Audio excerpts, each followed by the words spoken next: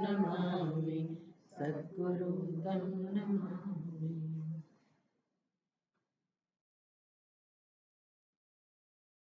ॐ श्रीकृष्णाय वासुदेवाय हरये परमात्मने प्रणतक्लेशनाशाय गोविन्दाय नमो नमः। गुरुर्ब्रह्मा गुरुर्विष्णु गुरुर्देवो महेश्वरः गुरुः साक्षात् परब्रह्म तस्मै श्रीगुरुवे मूकं करोति वाचालं पङ्गुं लङ्घयते गिरिं यत्कृपातमहं वन्दे परमानन्दमाधवम्। श्रीमद् भागवत अंतर्गत एकादश स्कंद छठो अध्याय। श्रीमद् भागवत एकादश स्कंद छठवा अध्याय। 7वां श्लोक। देवा ऊचुः नतास्मते नाथ पदारविन्दम्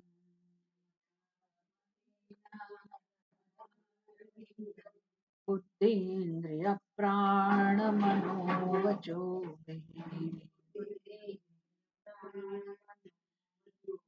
यच्चिन्त्यतेऽन्तर्हृदि भावयुक्तैः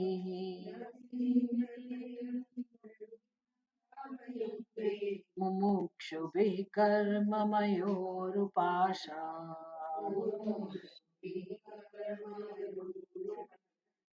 मायया त्रिगुणयात्मनि दुर्विभाव्यम्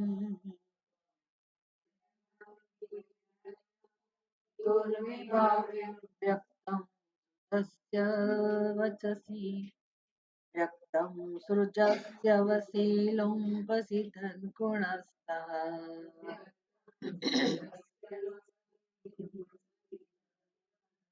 नेतैर्भवानजितकर्मभिरज्यते वै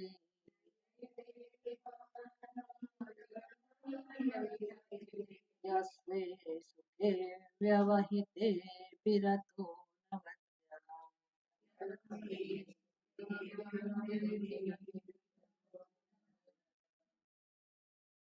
न અહીંથી જ કરવાનું છે ને આપણે ક્યાં સુધી કરેલું છે શું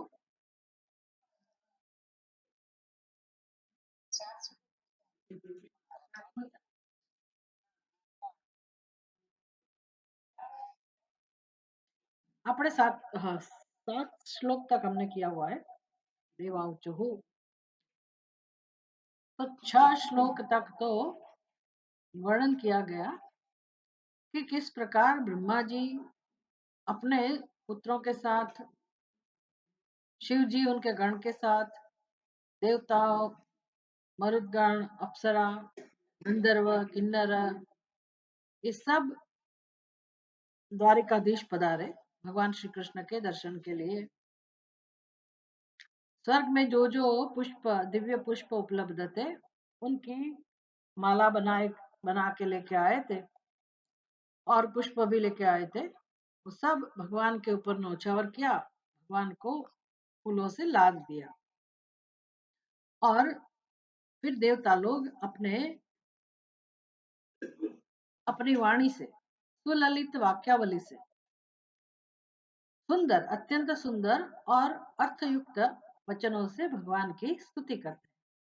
जगन्नायक भगवान की स्तुति उन्होंने की। हमें आगे बताएंगे कि ये सब क्या हो रहा है। जब पृथ्वी पर अधर्म का प्रभाव था और असुरों का दुष्कर्म चल रहा था, तो साधु जो लोग थे, भगवान के भक्त थे, सबको बड़ा कष्ट हो रहा था। पृथ्वी देवी, सभी देवता, ब्रह्मा जी सब भगवान विष्णु के पास गए थे और प्रार्थना की थी कि हमें इससे छुड़ाए। और धर्म की स्थापना भी करें। तो इसलिए भगवान कृष्ण के रूप में अवतार धारण करके पृथ्वी पर पधारे। वो काम पूर्ण हो गया, भगवान का काम पूर्ण हो गया। गीता में भगवान कहते हैं ना, परित्राणाय साधुनाम विनाशाय च दुष्कृताम धर्म संस्थापनार्थाय संभवामि युगे युगे। तो धर्म की स्थापना करना, धर्म तो है ही स्थापित, पुनः स्थापना, पुनः स्थापित, उसको उसका अभाव है ऐसा नहीं है, लेकिन अधर्म का जो प्रभाव है इसके कारण धर्म का कोई महत्व नहीं रहा। इसलिए भगवान जन्म धारण करके, अवतार धारण करके फिर से धर्म का पालन हो सके ऐसा वातावरण उत्पन्न करते हैं और अपने भक्तों की रक्षा भी करते हैं, भक्तों को प्रोत्साहित करते हैं, साधुजनों को। परित्राणाय साधु नाम, साधुओं की रक्षा करना, धर्मिष्ठ जो लोग हैं उनको सुरक्षा प्रदान करना। अगर ये ऐसा वातावरण नहीं है तो कोई धर्म का पालन नहीं कर सकता। अभी ये सब समझने की वर्तमान समय में तो बहुत आवश्यकता है। आजकल जो जो हमें देखने को मिलता है भारत भूमि में ही, कि किस प्रकार से हम अपने मंदिरों में नहीं जा सके, कोई कोई जगह पे ऐसा भी है, हिंदू लोग अपने हिंदू धर्म का पालन नहीं कर सकते हैं। तो ये आज भी चल रहा है। तो धर्म का पालन जो करने की इच्छा रखते हैं, निष्ठा जिसकी है धर्म में, उन लोगों की अगर रक्षा न हो, उनको सुरक्षा प्राप्त न हो, तो वो लोग भक्ति भी नहीं कर सकते, धर्म का पालन भी नहीं कर सकते। धर्म का पालन करने वालों की रक्षा नहीं हुई तो धर्म भी नहीं रहेगा। धर्म नहीं रहेगा तो कुछ नहीं रहेगा ऐसा नहीं है। धर्म नहीं है तो अधर्म तो होगा ही होगा। अधर्म मतलब सर्वनाश। फिर वो भक्त लोग कहाँ जाए, धर्मिष्ठ लोग कहाँ जाए, साधु लोग कहाँ जाए, किसी का कल्याण कैसे हो। तो ऐसी विपत्ति में भगवान ने वचन दिया है कि ऐसे समय पर मैं अवश्य अवतार लूंगा, धर्म संस्थापनाय संभवामि युगे युगे। तो ये तो भगवान का काम है, इसलिए भगवान ने अवतार लिया था और जो दुष्कृत जन है उनका नाश भी किया, संहार भी हो गया सभी राक्षसों का। भी कुछ भी बाकी है, थोड़ा बहुत बाकी भी है, लेकिन मुख्य काम हो गया। इसलिए अभी देवता लोग आभार व्यक्त करने के लिए आए कि भगवान आपने हमारी प्रार्थना सुनी। ये हमें सिखाते हैं। हम जब किसी की सहायता के लिए जाते हैं या हमें जो भी हमारी आवश्यकता है, कोई व्यक्ति अगर हमें मदद करता है, हमारी इच्छा पूर्ण करता है, सहायक बनता है, तो हमारी एक जिम्मेदारी बनती है, हमारी एक फर्ज बनती है, कर्तव्य बनता है कि हम उनके लिए आभारित हो, उनका आभार व्यक्त करें। फिर भूल जाए ऐसा नहीं, किसी ने हमारी मदद की फिर हम उसको भूल गए ऐसा नहीं। तो ये देवता लोग और जितना जिनका भी वर्णन हुआ, जो भी अभी गए हैं भगवान श्री कृष्ण के दर्शन के लिए, दर्शन करने के लिए भी ऐसा उनके सबके मन में ऐसा नहीं है, सब ऐसे ज्ञानी भी नहीं है कि किस विधान से, किस विधि से, कौन से शिष्टाचार से हमें युक्त होके भगवान के पास जाना चाहिए। सबको ऐसा पता भी नहीं है। शिव जी के गण है बेचारे, उनको कहाँ कुछ पता है।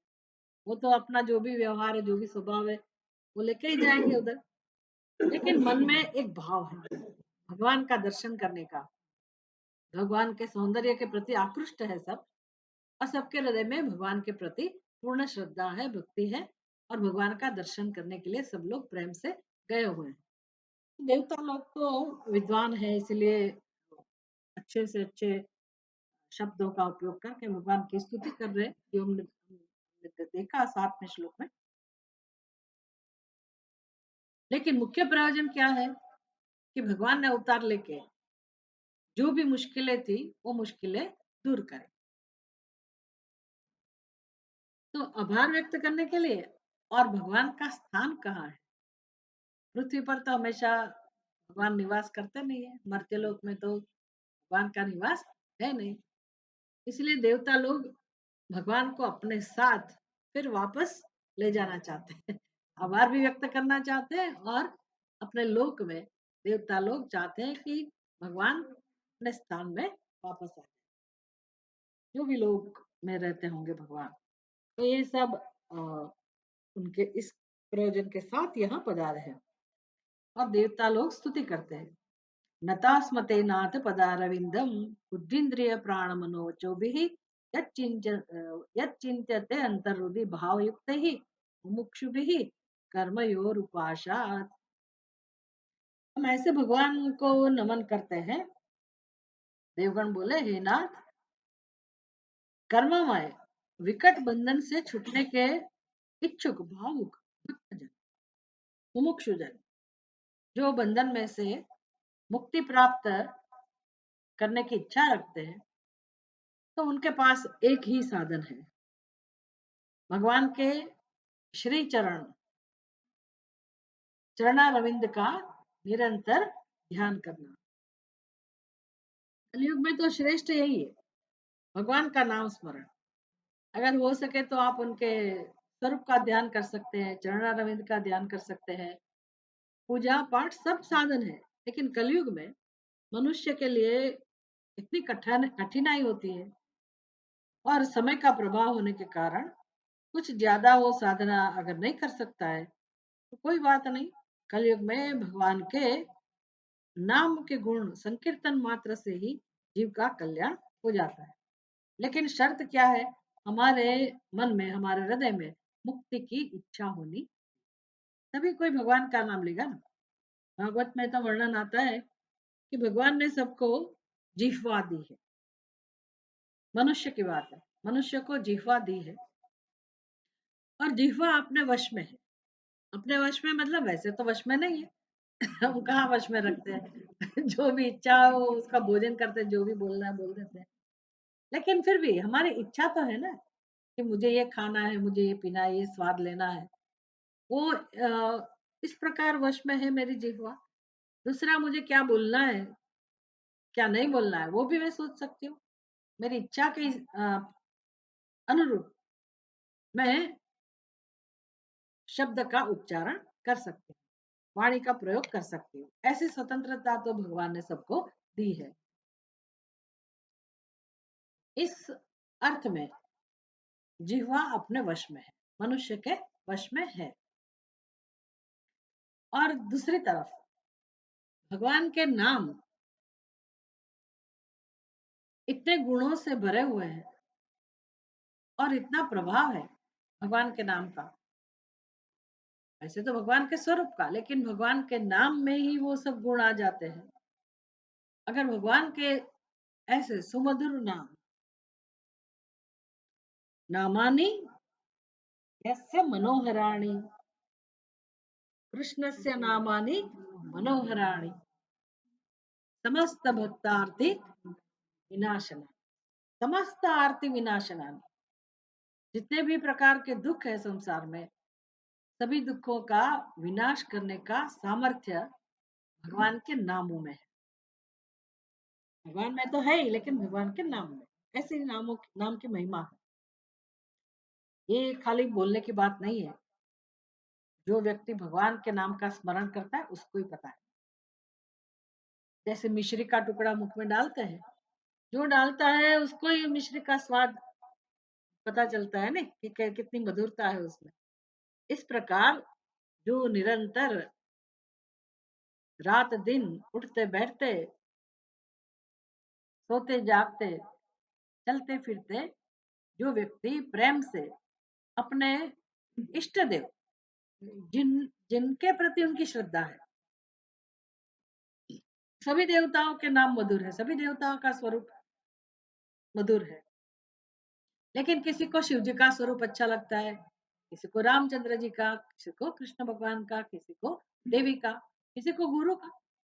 तो जिसकी जिसमें श्रद्धा हो, उस प्रकार से वो व्यक्ति प्रेम से निरंतर एक ही व्रत रखे कि मैं भगवान का नाम का स्मरण करूंगी या तो करूंगा।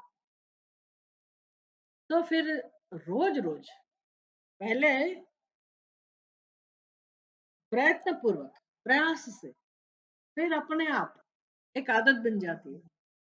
अगर ऐसा एक नियम जीवन में है, ऐसा व्रत ले लिया है, तो फिर वो स्वाद भगवान के नाम का जो मधुर स्वाद है, उसका अनुभव हो सकता है। लेकिन लेना पड़ेगा, बातों से कुछ नहीं चलेगा, प्रेम से लेना पड़ेगा, शुद्ध भाव से, श्रद्धा से, विश्वास के साथ, भक्ति भाव से अगर आप भगवान का नाम स्मरण करते हैं तो अपने आप वो स्वाद का अनुभव होगा। जो व्यक्ति ये करता है उसको ही पता है, ये करना पड़ेगा। तो भागवत में कहते हैं कि भगवान के नाम का ऐसा प्रभाव है, ऐसी महिमा है नाम स्मरण की। और नाम का उच्चारण करने के लिए हमें भगवान ने जिह्वा भी दी है, जो कि हमारे वश में है, मतलब हम उसका प्रयोग कर सकते हैं। तो इसका मतलब है दुख नहीं होना चाहिए। दुख का नाश करने वाले नाम है ना, समस्त आरती विनाश नानी। आरती माने दुख, दुखों का नाश जिससे हो सकता है, दवा है दुख का नाश करने की भगवान का नाम। तो ये भी उपलब्ध है, और भगवान का नाम लेने के लिए भगवान ने हमें जिह्वा भी दी है। तो फिर क्या कमी है, क्या बाकी रह गया जीवन में? दुख नहीं होना चाहिए ना, लेकिन दुख है, सभी के हृदय में दुख है। तो महान आश्चर्य है, महान आश्चर्य है, ऐसा कैसे हो सकता है? इसका दुख है, इसका मतलब है क्या कमी है? हम जिस प्रकार से भगवान का नाम स्मरण करना चाहिए वो नहीं कर सकते। अगर करते हैं तो उसमें भक्ति भी आ जाती है व्यक्ति के अंदर, व्यक्ति के जीवन में भक्ति भी आ जाएगी, सेवा भी आ जाएगी, सत्संग भी आ जाएगा, चिंतन भी आ जाएगा। सरल मार्ग है, अति सरल। लेकिन अज्ञान के कारण व्यक्तित्व इतना कुटिल, इतना जटिल है कि जल्दी से इस नामों में श्रद्धा भी नहीं होती है, रुचि भी नहीं होती है, इसके प्रति समर्पण भी नहीं रहता है, और हमें अपना संसार, अपना राग द्वेष वही प्रिय लगता है। जो आसक्ति है उसमें से हम मुक्त नहीं हो सकते, इसलिए कठिन है। लेकिन उपाय तो है, दुख में से मुक्ति पाने का उपाय तो जीवन में अवश्य है। तम माया त्रिगुणयात्मनि दुर्विभाव्यम न यच्चिंत्यते अंतर्हृदय भावयुक्त ही मुमुक्षुभिः। तो मुमुक्षु भक्त लोग मुक्ति प्राप्त करने के लिए क्या करते हैं, किस साधन का अनुष्ठान करते हैं? अंतर्हृदय भावयुक्त ही, अपने हृदय में पूर्ण भाव से भगवान के चरणारविंद का निरंतर ध्यान करते हैं। किसके लिए? कर्ममयो रूपाशात, उरुपाशात, कर्म का उरुपाश, उरु माने रस्सी, पाश माने बंधन। तो कर्ममयी जो उरु है उसका पाश, बंधन से मुक्ति प्राप्त करने के लिए भक्त लोग भगवान के श्री चरणों का निरंतर ध्यान करते हैं। ऐसे चरणारविंद को हम नमस्कार करते हैं। नतास्मते नाथ पदारविंदम, हे भगवान हम आपके ऐसे श्री चरणों को नमस्कार करते हैं, प्रणाम करते हैं। ये देवताओं ने स्तुति की। हम माया त्रिगुणयात्मनि दुर्विभाव्यम व्यक्तम सृजसी अवसी लुम्पसी तद्गुणस्तः नैतैर्भवानजित कर्म भी अज्यते वै यत्स्वे सुखे अव्यवहिते भी अभिरतः अनवद्यः। और भगवान का सामर्थ्य, यदैश्वर्यम यत्तत् जगदुदय रक्षा प्रलय कृत, भगवान का ऐश्वर्य है ना। किस प्रकार भगवान का ऐश्वर्य संसार में फैला हुआ है? यदैश्वर्यम यत्तत् एतः ऐश्वर्यम, भगवान आपका ऐश्वर्य, जगत की उत्पत्ति, जगत की स्थिति और जगत का लय। जगत की उत्पत्ति के लिए भी सर्वज्ञ, सर्वशक्तिमान, पूर्ण ब्रह्म परमात्मा उसकी आवश्यकता है। सर्वज्ञ होना चाहिए उसके लिए भी, सर्वशक्तिमान होना चाहिए, और सर्वव्यापक भी। वही जगत की उत्पत्ति कर सकते, जगत का पालन भी कौन कर सकते? वही कर सकते। हम अपने एक दो बच्चे हैं तो उसका भी पालन नहीं कर सकते। भगवान के तो सारे बच्चे, ब्रह्मांड में जितने जीव है सभी भगवान के संतान है। उनका पालन करना, उनका जगत का सृजन करना और उनका फिर लय भी करना, ये सबसे महत्वपूर्ण। फिर उसका लय करना, जो भी सृजन किया उसका लय करना, तो ये सब ऐश्वर्य है भगवान का। तो आपकी अ, त्रिगुणमयी माया से भगवान किसका सहारा लेकर किसकी मदद से ये सब करते हैं? अपनी देवी शक्ति। देवी ऐशा गुणमयी मम माया दुरत्यया। भगवान की ऐसी दिव्य शक्ति है, दिव्य माया है, उसकी सहायता से भगवान इस अनिर्वचनीय संसार की रचना, ये संसार भी कैसा है हम समझ ही नहीं सके, इस प्रकार ये ब्रह्मांड की रचना है, सृष्टि का सृजन है। अनिर्वचनीय संसार की रचना करना, फिर पालन करना और फिर संहार किया करते ऐसे भगवान। एक बार शिवाजी महाराज और उनके गुरुजी दोनों कहीं जा रहे थे। तो शिवाजी अपने पुरुषार्थ के ऊपर इतना विश्वास रखते थे, अपनी बहादुरी पर, और इस प्रकार से बातें कर रहे थे जैसे वही सब कुछ कर सकते। तब उनके गुरुजी ने उस जंगल में उसको रोका, कहीं कुछ चिंता भी व्यक्त की होगी शिवाजी ने। तो ये सब समझाने के लिए शिवाजी के गुरु जी जो थे, उन्होंने उसको बोला शिवाजी को कि इस पत्थर को उठाओ, इस पत्थर को हटा दो। 2-3 पत्थर पड़े थे, इस पत्थर को तुम जरा हटा के देखो। उसने पत्थर हटाया तो उसमें उसको क्या देखने को मिला पता है? छोटा सा मेंढक का बच्चा, पूरा सूखा पड़ा हुआ था, कहीं जल था ही नहीं, वहां जीवन कैसे हो सकता है? लेकिन वो छोटा सा मेंढक का बच्चा उधर पल रहा था, वो पत्थर के अंदर थोड़ी ऐसा, क्या बोलते हैं उसको, एक जरा सा खड्डा, उसमें पानी भरा हुआ था और उसके अंदर जल चाहिए ना मेंढक को, तो उसके अंदर उसका जीवन सुरक्षित। तो गुरुजी ने पूछा शिवाजी कौन आया है यहाँ पानी डालने के लिए? तुम आए हो? कोई संसार की व्यक्ति आई है? किसने भरा है पानी इसमें? ईश्वर ने। तो परमात्मा को पता है किस जीव को किस समय किसकी आवश्यकता है, किस जीव की किस समय उत्पत्ति होनी चाहिए, जन्म कब होना चाहिए, फिर उसको उसकी स्थिति कैसे बनी रहे, और जब उसका नया जन्म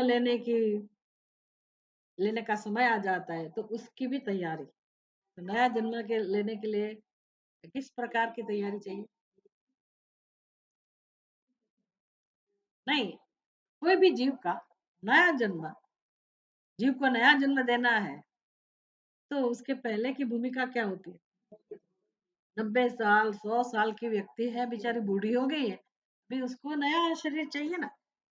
फिर नया शरीर नया जन्म देने के लिए भगवान को क्या करना पड़ेगा? पूरा वह शरीर ले लेना पड़ेगा। इसको हम क्या कहते हैं? संहार। संहार। हमें लगता है भगवान कितने क्रूर है, नाश करते हैं, मृत्यु देते हैं, लेकिन प्रयोजन क्या है? जीव को फिर से दोबारा नया जन्म देना। ऐसे भगवान कर्म करते हैं दिव्य, और माया की मदद से ये सब करते हैं। किंतु है अजीत। अजीत माने जिसका कभी पराजय नहीं होता है, उसको कहते हैं अजीत। देवता देवता लोग भगवान को संबोधन कर रहे हैं, हे अजीत, आप इन कर्मों से लिप्त नहीं होते। भगवान इतने बड़े बड़े दिव्य कर्म करते हैं, तो भगवान को फिर बंधन तो होना चाहिए ना, कैसे भी बड़े कर्म हो। कर्म तो बांधते हैं ना, कर्म का तो सिद्धांत है, कर्म का तो नियम है। हम छोटे कर्म करते हैं तो वो कर्म हमें मानते हैं, हमें कर्म का फल भुगतने के लिए फिर से आना पड़ता है। तो जीव को कर्म बांधते, भगवान को कर्म नहीं बांधते। जन्म कर्म च मे दिव्यम एवं यो वेत्ति तत्त्वतः न स लिप्यते कर्म बंधे। जे जो मनुष्य भगवान के दिव्य जन्मों और कर्मों को अच्छी तरह से जान लेते हैं, तत्वतः जान लेते हैं, फिर उस व्यक्ति को भी कर्म नहीं बांधते। वो तो चलो आत्मज्ञान की बात समझाते हैं, लेकिन प्रश्न तो उठता है ना कि हमें अपने कर्म बांधते हैं।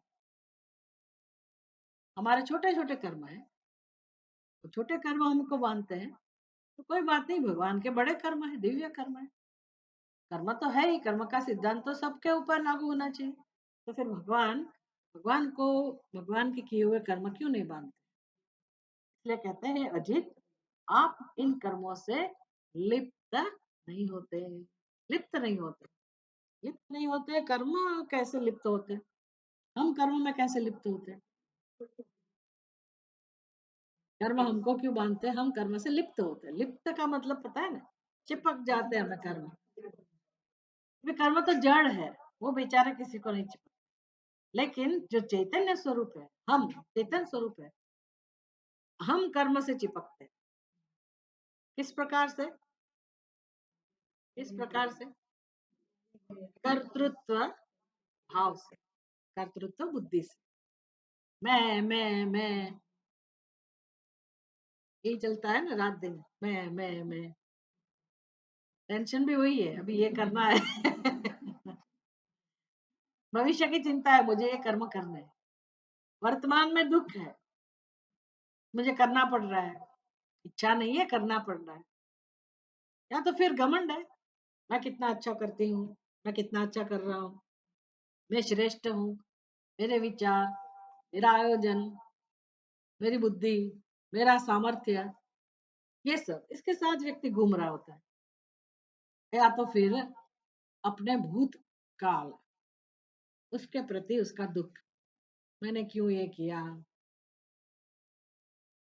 क्यों ऐसा किया, मैंने क्या क्या किया। फिर मात्र कर्तृत्व नहीं, भोक्तृत्व भी है। क्या क्या सहना पड़ा है, पूछो किसी को जाके।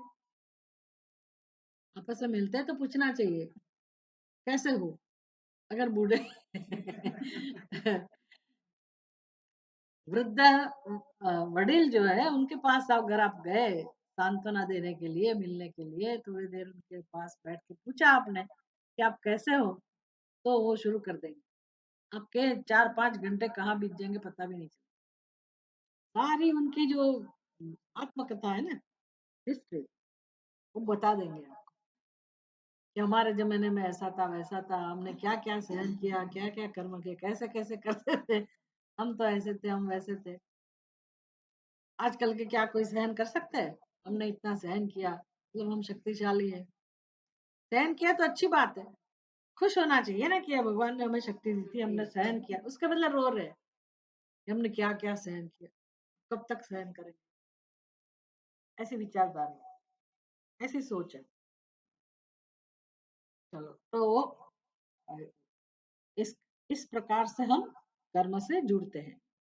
फिर कर्म क्या करेगा? हमारे साथ जुड़ेगा। जैसे सौराष्ट्र में ऐसा बोलते हैं कि कोई कोई जगह पे आपको ऐसा नहीं बोलना चाहिए कि चलो, कोई ऐसा पेड़ होता होगा, वृक्ष, आमली का, इसको आमली को इमली, इमली का पेड़, उसके नीचे जाके आप अगर बोलते हैं कि चलो, तो फिर आप अकेले नहीं चल रहे। आप तो दिखते हैं, लेकिन आपके साथ चलने वाला नहीं दिखता है, लेकिन साथ में चलता है। इसलिए हमको कहते हैं कि ऐसे ऐसी जगह पे ध्यान ध्यान रखना, चलो ऐसा नहीं बोलना। अगर चलो बोला तो कोई चल देगा। लेकिन यहाँ कर्म करते समय वही नियम है। कर्म करते समय अगर आपने बोला कि चलो, तो वो कर्म फल आपके पीछे पीछे आएगा। इसलिए समर्पण, कि ये मैं कर्म कर रही हूँ, लेकिन भगवान में आपको समर्पित हूँ। निष्काम भाव से, लेकिन हम कामना के साथ कि चलो भी हमें भी फल मिले, तो फिर कर्मफल हमारे साथ इस प्रकार से कर्म चिपकता है, इस प्रकार से हमें कर्म बांधते हैं। भगवान को क्यों नहीं बांधते? भगवान इससे लिप्त नैव कुर्वन्न कारयन। अपने आत्मा स्वरूप में भगवान स्थित है, निष्ठ है, इसलिए इनको भगवान कर्म भगवान को लिप्त मानते नहीं है। इन कर्मों से भगवान लिप्त नहीं होते, अपने स्वरूप में निष्ठ है, इसलिए ये भगवान की स्तुति है। इस प्रकार हम भी रोज भगवान की स्तुति करेंगे तो हमें समझ में आएगा कि ये भगवान अपने ज्ञान में निष्ठ है, सत चित आनंद स्वरूप में भगवान निष्ठ है। तो सच्चिद आनंद स्वरूप हमारे अंदर है कि नहीं है? ये खाली भगवान का स्वभाव है।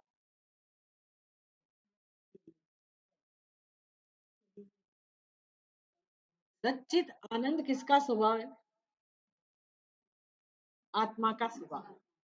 आत्मा का स्वभाव, आत्मा एक ही है, चाहे भगवान की हो या हमारी, आत्मा एक ही है। और आत्मा का स्वभाव इतना ही है, सत्य चित और आनंद। सच्चिदानंद स्वरूप आत्मा में कर्म कभी हो नहीं सकते, हो नहीं रहा है, हो सकता भी नहीं है, होगा भी नहीं। उधर कर्म की कोई भूमिका है ही नहीं, कर्तृत्व भोक्तृत्व सच्चिदानंद स्वरूप आत्मा में है ही नहीं। वही हमारा सत्य है, जो भगवान का सत्य है वही हमारा सत्य है, लेकिन हम अपने ऐसे सत्य को नहीं जानते और हमारी बुद्धि में कर्तृत्व भोक्तृत्व है।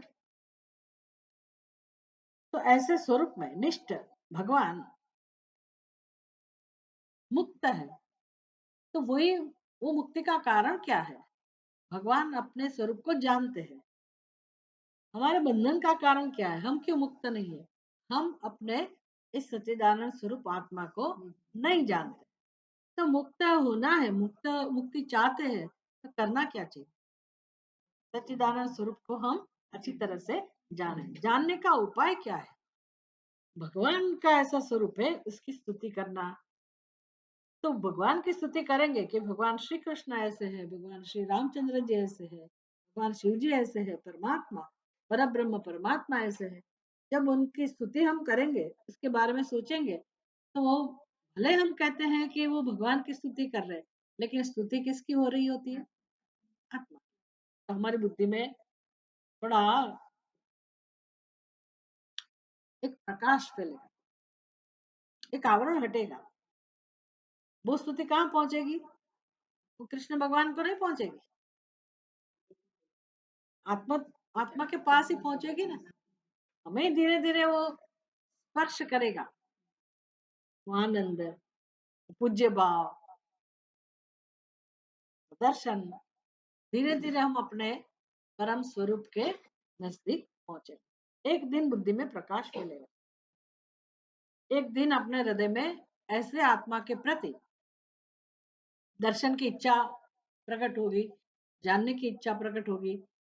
और स्तुति करते समय जो आनंद मिलता है, वो आनंद की अनुभूति वही आलम्बन बनता जाएगा और हम संसार को छोड़कर धीरे धीरे अपने इस परम पवित्र उत्कृष्ट स्वरूप को जानने के लिए तैयार होंगे। तो साधन तो यही है, भगवान की स्तुति करना। भले भगवान की स्तुति करते हैं ऐसा हम सोचते हैं, लेकिन उसका अंत कहाँ आता है? वो भगवान जो आत्म स्वरूप है वही प्रकट होते हैं हृदय में। शुद्धिर्नृणां न तु तथेज्य दुराशयानाम्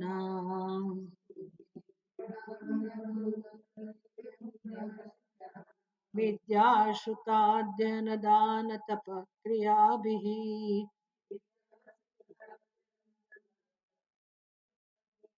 सत्त्वात्मनामृपभते यशसि प्रवृद्ध।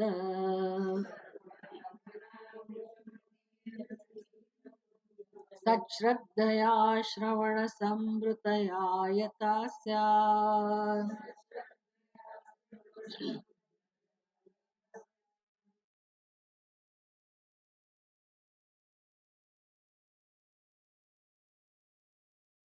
वही हमने जिस बारे में बताया वही बात कर रहे हैं। हे परम पूज्य प्रभु, जिनके मन मलिन है उन लोगों को, उन लोगों की विद्या, विद्या सबके पास होती ही है, कम या ज्यादा, कोई भी विषय में सबके पास विद्या तो होती है। पशु पक्षी के अंदर भी विद्या होती है। जो चिड़िया अपना घोंसला बनाती है विशेष प्रकार से, तो ऐसी विद्या उसके अंदर है। चूहे के अंदर भी ऐसी विद्या तो है कि अपना घर कैसे बनाए।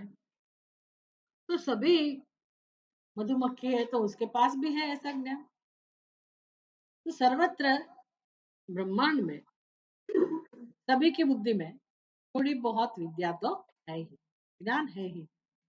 यहाँ तो मनुष्य की बात हो रही है, तो सभी मनुष्यों के पास कुछ ना कुछ विद्या तो होती है। फिर काफी लोग, मुमुक्षु लोग, शास्त्र का श्रवण भी करते हैं, स्वाध्याय करते हैं। आजकल तो बहुत देखने को मिलेगा, बहुत तरह के सत्संग चलते हैं, स्वाध्याय चलते हैं। कितने लोग दान तपश्चर्या यज्ञ याग आदि वो भी करते हैं। लेकिन जिनके मन मलिन है वो लोगों को, उन लोगों की विद्या, उनका ये प्रयास साधन का अनुष्ठान, कौन से साधन? शास्त्र का श्रवण, स्वाध्याय, दान, तप और अपने कर्म, जो भी कर्म है, पूजा पाठ यज्ञ याग आदि, उनसे चित्त की शुद्धि इतनी नहीं हो सकती है जैसे कि इस साधन से होती है।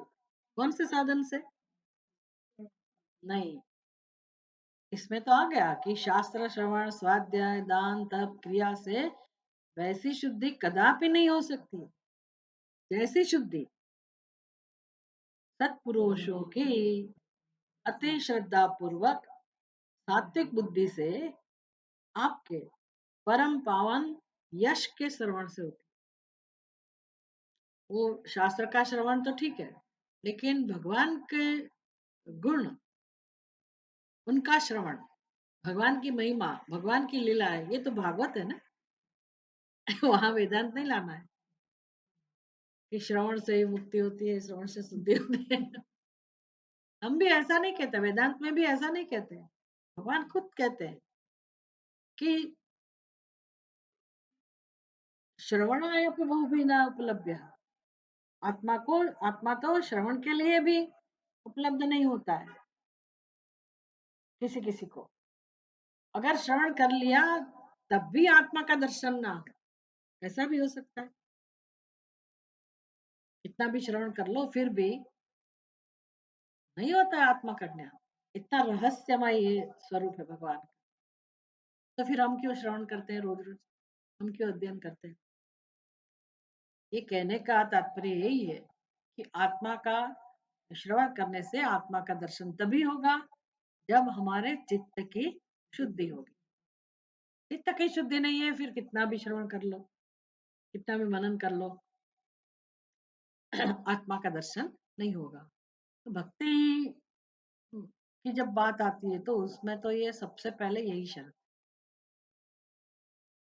कि आपको श्रवण जरूर करना है। आत्मा का श्रवण, शास्त्र का श्रवण वो तो करना ही है, लेकिन मुख्य श्रवण भगवान के, भगवान के गुणों का, भगवान की महिमा का। इसलिए भगवान की ये स्तुति जो देवता लोग करते हैं, वो स्तुति हम उसका श्रवण भी कर रहे हैं, उनका मनन भी कर रहे हैं, उसको समझ भी रहे हैं। तो भगवान की लीलाओं का श्रवण करना, कथन करना, इससे जो चित्त की शुद्धि होती है, ऐसी शुद्धि दूसरे साधनों से नहीं होती। भागवत में उनकी महिमा है, इस प्रकार से भक्ति की महिमा है। इसलिए कहते हैं सत्पुरुषों की अति श्रद्धा पूर्वक सात्विक बुद्धि से आपके परम पावन यश के श्रवण से होती है। वो भगवान के यश का श्रवण भी किस प्रकार करना चाहिए? सात्विक बुद्धि से।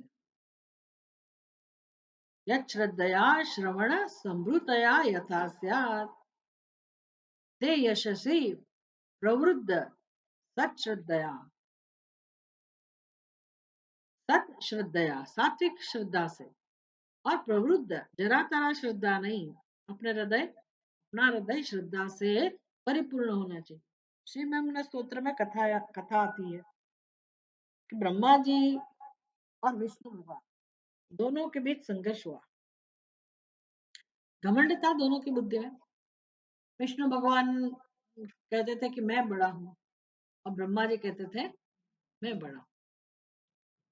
तो वो फिर दिखाना पड़ेगा ना कौन बड़ा है। तो उन्होंने क्या किया, विष्णु भगवान उसका अपना साधन लेके, कौन सा साधन था उनका?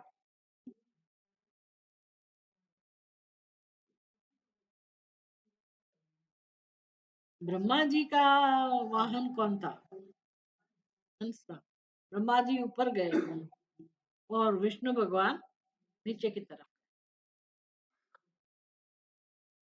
वराह की मदद लेके गए होंगे।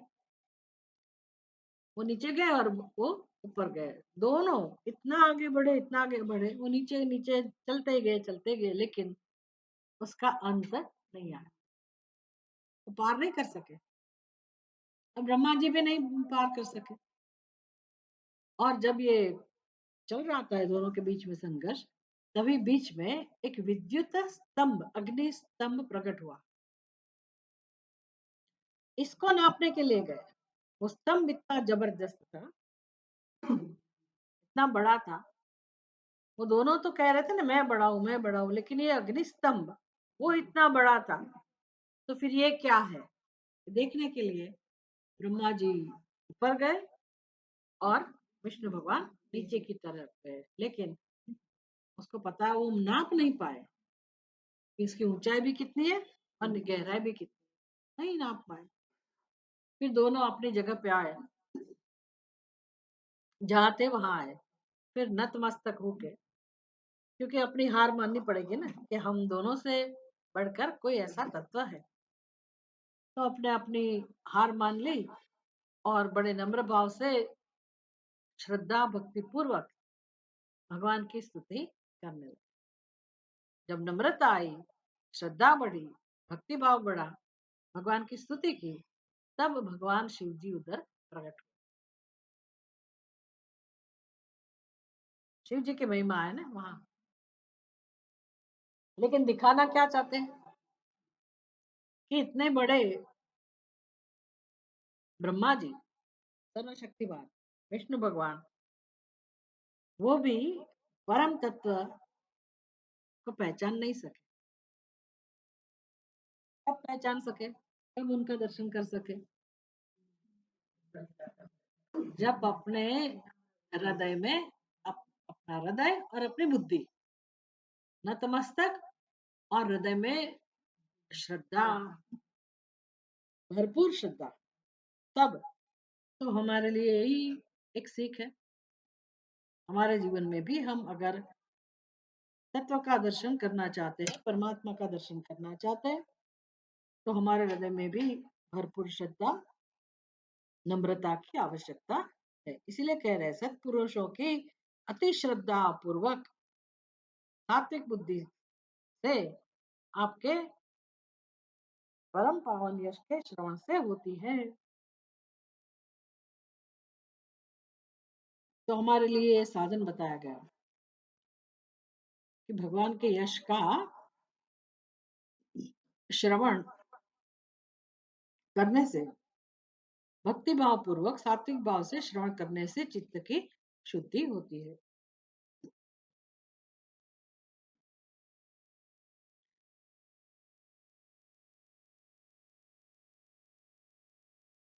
स्यान्नस्तवाङ्घ्रिरशुभाशय धूमकेतुः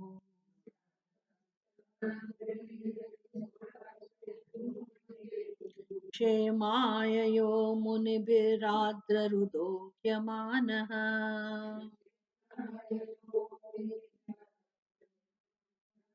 यः सात्वतैः समविभूतय आत्मवृद्धिः आत्मवद्भिः आत्मवद्भिः व्यूहैर्जितस्वनशस्वरतिक्रमाय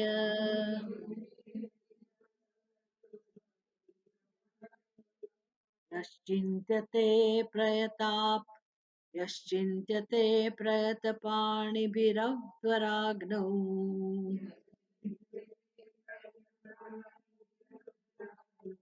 तय्यानिरुक्तविधिनेशहविर्गृहीत्वा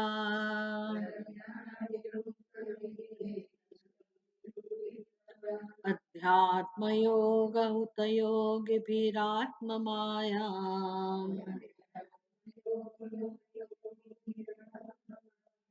जिज्ञासुभिः परमभागवतैः परिष्टः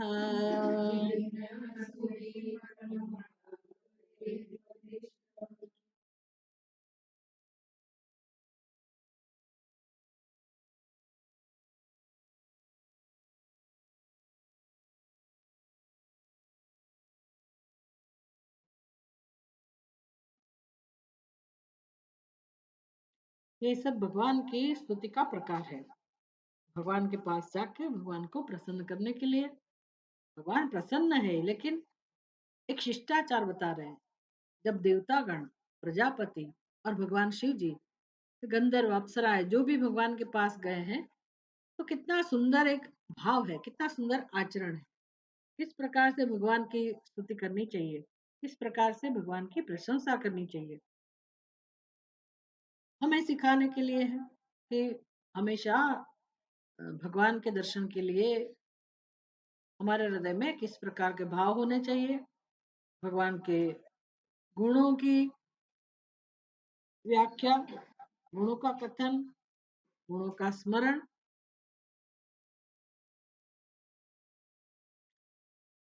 बस यही एक साधन है।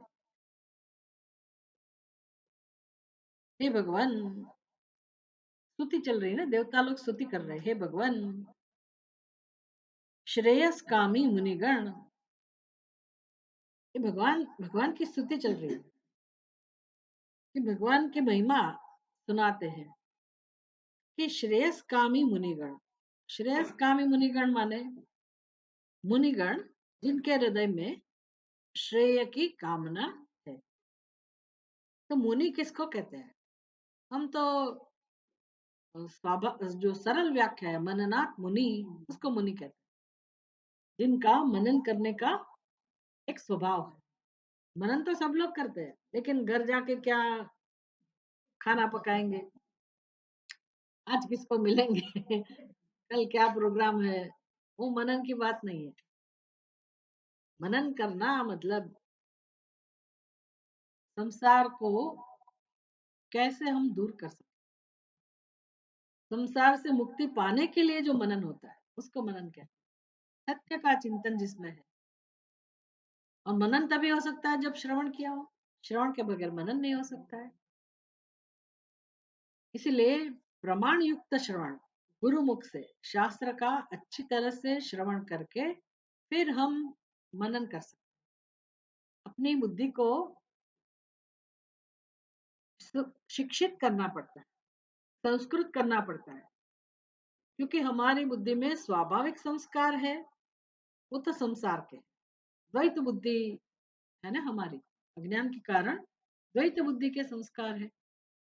इसलिए नए संस्कार डालने पड़ेंगे, अद्वैत के संस्कार। इस प्रकार से लगातार अद्वैत तत्व का जिसमें वर्णन हो, ऐसे शास्त्र, उपनिषद, भगवद गीता या ऐसे भागवत, जहाँ लक्ष्य एक ही हो कि एक और अद्वितीय परमात्मा के स्वरूप का दर्शन, अनुसंधान, साक्षात्कार कैसे हो, क्योंकि वो हमारा भी तत्व है, हमारा भी सत्य है। यही जानने के लिए तो हमारा जन्म है। ऐसा परम स्वरूप होते हुए भी हम अंधेरे में भटक रहे हैं, दुख को प्राप्त करते हैं। इसीलिए सबसे पहला काम तो ये करना है कि हम अपनी बुद्धि में जो अज्ञान है उसका स्वरूप पहचाने। किस प्रकार का अज्ञान है? द्वैत बुद्धि के रूप में ये अज्ञान प्रकट हो रहा है, तो उसको एड्रेस करना, उसको पहचानना, यही एक काम करना है। बाकी सब अपने आप हो रहा है। सत्यम ज्ञानम अनंतम ब्रह्म, वो तो अपना सत्य है ही। सच्चिदानंद स्वरूप आत्मा ये तो हमारे हृदय में प्रकट हो ही रहा है। वो तो स्वयं प्रकाश है, स्वयं भू है। उसको प्रकट करने के लिए, उसको जानने के लिए कुछ नहीं करना है। वेदांत शास्त्र यही सिखाता है कि वो तो प्रकट हो ही रहा है, उसको कोई ढक नहीं सकता। उसके अलावा कुछ दूसरा कोई तत्व है ही नहीं कि जो उसको आच्छादित कर सके। एकमात्र अज्ञान ऐसी चीज है जिसके कारण ऐसे परम सत्य को हम पहचान नहीं सकते। तो मनुष्य को भगवान ने कृपा करके ऐसी बुद्धि दी है जिसका सही तरीके से उपयोग करके हम इस अज्ञान को पहचान सके और उसको दूर कर सके। वो अज्ञान को दूर करने के लिए ये श्रवण, इसकी आवश्यकता। फिर मनन, वो प्रक्रिया जानकर, उपाय जानकर, फिर इसके बारे में हम मनन करते रहे। तो वो जो सुना है, श्रवण किया है, वो ज्ञान जो परोक्ष लग रहा है वो धीरे धीरे नजदीक हो, अपरोक्ष होगा, प्रत्यक्ष अपरोक्ष होगा। तो ऐसा स्वभाव है जिसका कि सत्य का चिंतन करे, उसको महत्व दे, उसी को ही मुनि कहते हैं। क्यों मुझे ऐसा करना चाहिए? मुझे सत्य का चिंतन क्यों करना चाहिए? अद्वैत तत्व का, पर ब्रह्म परमात्मा का चिंतन क्यों करना चाहिए? क्योंकि वही मेरा स्वरूप है, वही मेरी एकमात्र कामना है। उसकी प्राप्ति की ही तो एकमात्र इच्छा है। सभी जीवों की इच्छा यही है, लेकिन सब जानते नहीं है। इसलिए जिसके अंतःकरण में अब एक ही इच्छा रह गई। अज्ञानी और विवेकी में क्या फर्क है? अज्ञानी के अंतःकरण में हजारों प्रकार की कामनाएं रहती है और वो कामना की पूर्ति में अपना जीवन व्यतीत करते हैं। जीवन नहीं, जन्मों जन्मों जन्म, अनेक जन्म व्यतीत करते हैं अपनी कामनाओं की पूर्ति के लिए। विवेकी है, वो इतना समझ सकता है, उसको इतना पता चल गया, इसकी इतनी स्पष्टता हो गई कि सभी जीव की इच्छा मोक्ष की ही इच्छा है। लेकिन सभी जीव उसके लिए काम नहीं कर रहे हैं, और मैं तो कर सकती हूँ, मैं तो उस दिशा में काम कर सकती हूँ। मैं तो अपनी कामना को अच्छी तरह से जान सकती हूँ कि हाँ, मुझे केवल पूर्ण आनंद, पूर्ण सुख और मुक्ति की एकमात्र कामना मेरे हृदय में है। इतना अगर मैंने समझ लिया, इसका स्वीकार कर लिया, तो फिर मेरे जीवन में पुरुषार्थ केवल इस कामना की पूर्ति के लिए ही होगा। हम भी कामी है, अज्ञानी लोग भी कामी है, विवेकी लोग भी कामी है, लेकिन दोनों की कामना में फर्क। विवेकी लोग की कामना, किसकी कामना होती है? मोक्ष की। इसलिए यहाँ कहा गया श्रेयस कामी। श्रेय काम, श्रेय का कामी, श्रेयस कामी वो कौन है? मुनिगण। तो श्रेय की कामना जिनके हृदय में है उनके लिए साधन है मनन। इसलिए मुनिगण जिनका प्रेमार्ध हृदय से पूजन करते हैं, मुनिगण जिनका प्रेमार्ध हृदय से पूजन करते हैं, तो ये मुनिगण का साधन क्या है? श्रेय की कामना की पूर्ति के लिए उनके जीवन में साधन क्या है? परमात्मा की पूर्ण प्रेम से, प्रेमार्द्र हृदय से पूजा करना, भगवान की पूजा करना। तो हे भगवान, श्रेयस कामी मुनिगण जिनका प्रेमार्द्र हृदय से पूजन करते हैं। फिर दूसरा गण कौन है? धीर सात्वत गण। वो कौन है? वैष्णव गण अथवा सात्ववंशी यादव लोग। तो ये तो पुराण की बात भी बीच में लाते हैं। समाज में सभी प्रकार के, संसार में कितने प्रकार के लोग हैं, तो सबका उल्लेख करते हैं कि कोई सात्वत गण है, जिसमें वैष्णव गण भी आ गए। वो सात्वत वंशी यादव लोग हैं। समान वैभव की प्राप्ति और स्वर्ग के अतिक्रमण के लिए तो उनकी इच्छाएं क्या है? एक तो श्रेयस कामी, जहाँ मोक्ष की कामना है, लेकिन दूसरे लोग हैं वो भी सात्विक है, भगवान के भक्त हैं, लेकिन वो श्रेय को किसको समझते हैं? उनकी व्याख्या क्या है श्रेय की? वो चाहते हैं कि हम भगवान के लोक में जाएं। प्रभु आपके लोक में हमें स्थान मिले। वो कैसा लोक होगा? तो उसके ऊपर आधारित है कि आप किसके भक्त हैं। शिव जी के भक्त हैं तो आप कहाँ जाना चाहेंगे? कैलाश में। राम जी के भक्त हैं तो साकेत धाम में। कृष्ण भगवान के भक्त हैं तो वैकुंठ धाम में। गोलोक वैकुंठ, जिसकी जो कल्पना। कोई कोई चाहते हैं कि हम भगवान के जैसा ही रूप हमें मिले। ऐसी मोक्ष की व्याख्या भी है ना, 4 प्रकार का। उसमें भगवान का गति है वो, आपकी समझ के अनुसार। सारूप्य, सालोक्य, सानिध्य, सामीप्य। तो सालोक्य, सालोक्य मतलब भगवान जिस लोक में है वहां मुझे जाने को मिले। हम भी चाहते हैं ना, बद्रीनाथ चलो भाई, बद्रीनाथ जाएंगे, रहेंगे, आनंद मिलता है। बनारस जाएंगे, काशी विश्वनाथ, वहां जाने का ही आनंद है, क्योंकि वहां हमारे इष्ट देव विराजमान है। गंगा जी के पास जाने की इच्छा, तो वहां जाके हम आनंद का अनुभव करते हैं, क्योंकि वहां गंगा जी है, वहां शिव जी है, वहां राम जी है। उसको कहते हैं सालोक्य। तो एक दूसरा भी लोक है, पृथ्वी लोक है, तो एक स्वर्ग लोक भी है, वैकुंठ लोक भी है, साकेत लोक भी है।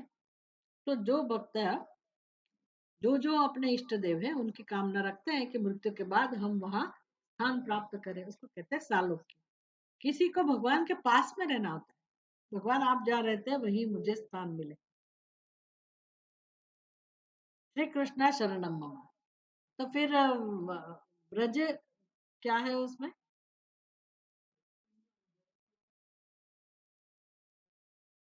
उसमें कुछ प्रार्थना है ना कि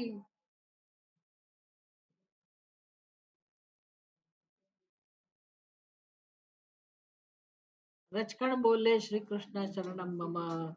फिर गाय बोले श्री कृष्ण शरणम मम। तो वहां उधर जाके हम भी यही करेंगे, श्री कृष्ण। फिर भगवान हमें बोले आप उस उधर की घास बना दो, उधर का एक छोटा सा पौधा बना दो, उधर की एक चिड़िया बना दो, लेकिन हम आपके पास में रहे। और हम श्री कृष्ण शरणम मम, ऐसे ऐसी इच्छा होती है। हृदय के भाव है, तो उस लोक में जाना, भगवान के समीप में रहना, सानिध्य, सामीप्य, सारूप्य। तो कोई कोई भक्त ऐसे है कि भगवान के जैसा ही रूप, जैसे प्रद्युम्न, श्री कृष्ण भगवान के जैसा ही रूप उनका है।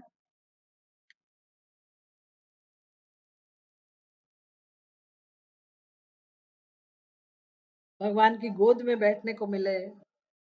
तो ऐसे ऐसी कामनाएं, ऐसी कामना रखने वाले, समान वैभव मतलब सालोक्य, ऐसी प्राप्ति और स्वर्ग के अतिक्रमण के लिए जिन्हें दिनों समय।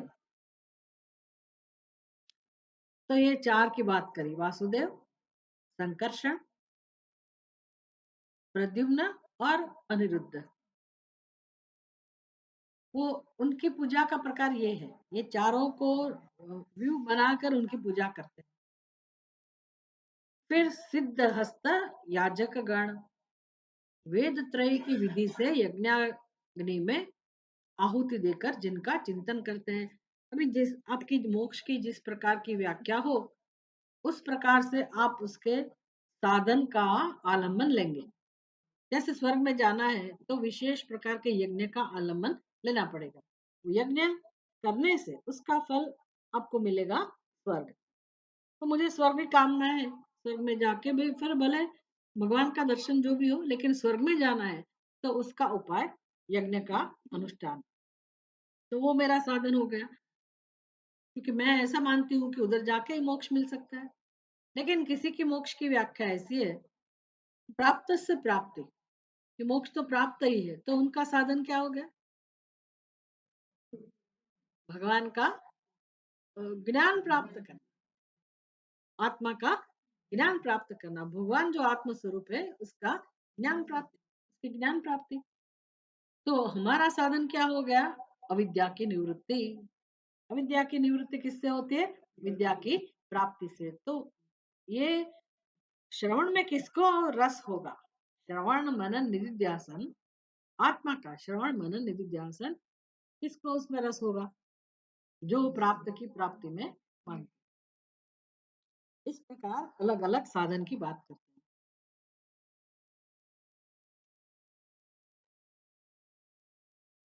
तथा आपकी माया के जिज्ञासु योगी जन जिनका अध्यात्म योग द्वारा ध्यान करते हैं, तो ये भी एक योग है, अध्यात्म योग। तथा जो परम भागवतों के एकमात्र परम इष्ट है, आपके वे चरण कमल हमारे समस्त अशुभ को भस्म करने के लिए अग्नि स्वरूप हो। तो ये सबका अधिष्ठान तो भगवान ही है। यज्ञ याग आदि करना है तो भी उसके केंद्र में वही भगवान है। ज्ञान प्राप्ति करनी है तो भी वो आत्मज्ञान का केंद्र वही भगवान है। और फिर जिसकी स्तुति करना है, जिसका पूजा पाठ करना है, तो उसका अधिष्ठान भी एकमात्र परमात्मा ही है।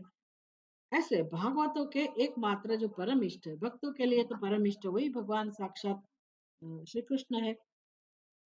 आपके वे चरण कमल हमारे समस्त अशुभ को भस्म करने के लिए अग्नि स्वरूप हो। ये प्रार्थना है कि भगवान जो भी जिसका भी प्रवासी है, जिस मार्ग का भी प्रवासी है, वो ज्ञान का मार्ग अपनाते हैं, कोई भक्ति का मार्ग अपनाते हैं, कोई यज्ञ याग आदि का, लेकिन सबका चित्त पवित्र हो उसका उपाय एक ही है, आपके चरण कमल की पूजा, आपके चरण कमल का ध्यान। तो आपके चरण कमल हमारे लिए अग्नि स्वरूप बन जाए। हमारे हृदय में जब हम भगवान के चरणों का ध्यान करते हैं, तो वो चरण कमल अग्नि स्वरूप बन के क्या काम करेंगे? हमारे चित्त में जितनी भी अशुद्धि है वो भस्मीभूत कर देंगे, अविद्या को भी भस्मीभूत करेंगे, और जो भी राग द्वेष वगैरह आवरण है उसको भी वो भस्मीभूत कर देंगे। ओम पूर्णमद पूर्णमिदं पूर्णात् पूर्णमुदच्यते पूर्णस्य पूर्णमादाय पूर्णमेवावशिष्यते। शांति शांति शांति। हरि ओम। श्री गुरुभ्यो नमः। हरि ओम।